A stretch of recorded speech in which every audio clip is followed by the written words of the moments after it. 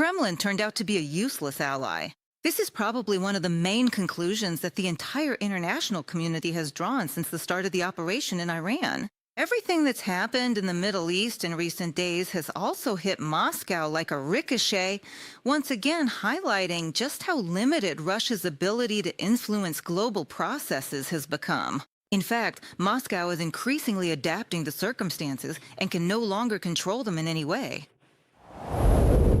It's been almost 2 weeks now since Putin has appeared in public. No statements, no speeches, no interactions with the press. On March 1st, he sent a telegram to the president of Iran expressing condolences over Khamenei's death and even called it a cynical murder. But as many have noticed, the Kremlin dictator didn't mention either the United States or Israel directly. And as for helping his ally, there wasn't even a hint of it. At the same time, on January 17th of last year, a treaty on strategic partnership between the Russian Federation and Iran was signed in Moscow with great pomp and ceremony. And a year before that, Tehran joined the BRICS club of countries. It was Russia that for many years promoted BRICS as an alternative to Western alliances. But now, Putin is silent, afraid he'll be next, afraid to ruin relations with Washington, and very afraid of finally losing his status as a player who matters. The strategic shift is the very visible unraveling of the so-called Russian greatness. Syria has fallen away, Venezuela has distanced itself, Cuba is about to collapse, and Iran is taken off with a deafening whistle, and Russia can't do anything to help. And in future negotiations with Washington, it won't be a proud leader who thinks he's on the verge of victory, with American soldiers rolling out the red carpet for him, but a battered loser, according to a publication by Novaya Gazeta. Putin's offer to act as a mediator in resolving the conflict in Iran was already rejected by Trump, and in rather harsh terms at that. This week, there was a phone conversation between the Kremlin dictator and the head of the White House. It was the first time in more than 2 months. Putin tried to win Trump over with compliments about his peacemaking efforts and talked about the supposedly successful advances of the Russian army at the front.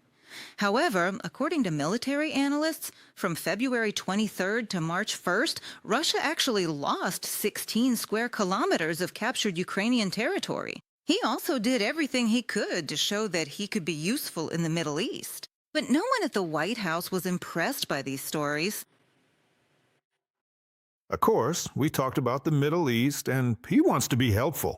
I told him that he could be more helpful by ending the war between Russia and Ukraine. That would be more important. Moreover, Khamenei's death made Putin seriously think about his own security and political survival. Now, everything that happened in Syria, Venezuela, and Iran, the Kremlin dictator is trying on for himself. He is afraid of both consolidated pressure from the West and betrayal by his own elites. Analysts at the Berlin Carnegie Center call Putin a weak strongman. This is how political scientists describe an authoritarian leader who projects toughness but lacks real power or even stable support. To hide the fragility of his regime, he relies on manipulation, fear, and the appearance of strength. Although the Kremlin doesn't directly associate itself with Iran, the elimination of Iran's leadership once again raises the issue of succession in Russian domestic politics in case the regime suddenly loses its top figure. The involuntary darting of eyes grows more intense. After all, in Iran, just like in Venezuela, it seems that Trump is trying to rely not so much on the opposition when changing regimes, but rather on a segment of the ruling elite. They remove the top leader, eliminate other hardliners if necessary, and then try to negotiate with those who remain under the threat of destruction, pushing them to meet certain conditions, while at the same time calling on the people to take power into their own hands. Alexander Baunoff, expert at the Berlin Carnegie Center. Another important message to the Kremlin, as the Telegraph writes, time is no longer on the dictator's side. He can no longer fool everyone, talk about the root causes of the conflict, give pseudo-historical lectures, and turn every round of negotiations into a farce. Trump spent a long time saying that Putin wants peace. He suggested various formats for meetings and agreements, but Russia wouldn't even agree to a temporary ceasefire. The head of the White House got angry and even imposed sanctions against Rosneft and Lukoil. But, as the publication notes, a U.S. president who is ready to use overwhelming military force is a completely different matter than one who only makes threats. The Iranian theocracy has taken a direct hit, while Putin is facing a psychological one. Perhaps there is a certain sequence in Washington's thinking.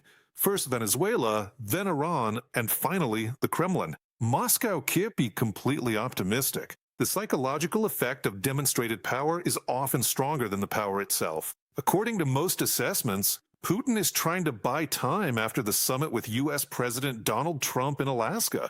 His strategic goals in Ukraine have not changed since the beginning of the invasion more than 4 years ago.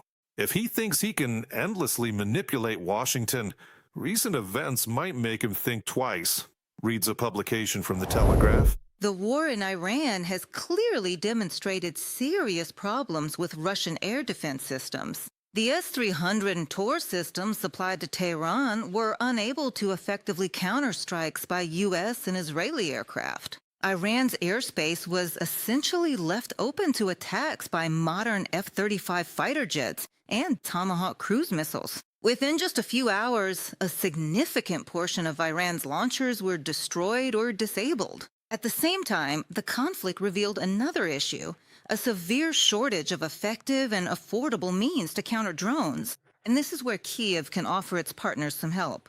And that's yet another blow to both the image and ambitions of the Kremlin. Ukraine has the world's most extensive experience in countering attack drones, and without our expertise, it will be very difficult for the Persian Gulf region, the entire Middle East, and our partners in Europe and America to build a strong defense. We are ready to help those who help us, who help Ukraine. Rustam Umarov, together with our military, intelligence, the Ministry of Defense, and the Ministry of Foreign Affairs, will prepare specific agreements. Ukraine is a reliable security donor.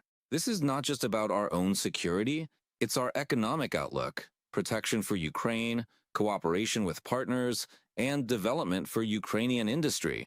Everything Ukrainians have learned for their own defense can become a global foundation for security, a global foundation for a protected life. In this way, the events surrounding Iran have dealt yet another blow to the Kremlin's position. Moscow has demonstrated its inability to protect even a key ally and to influence the development of the crisis. At the same time, the conflict revealed the technological lag of Russian weaponry and the limitations of its military capabilities. It's no surprise that right now the Kremlin is making desperate attempts to break out of international isolation, sending signals to Washington in hopes of convincing Donald Trump that an agreement is possible. But all of this looks like a desperate search for a way out of the dead end that Moscow has gotten itself into.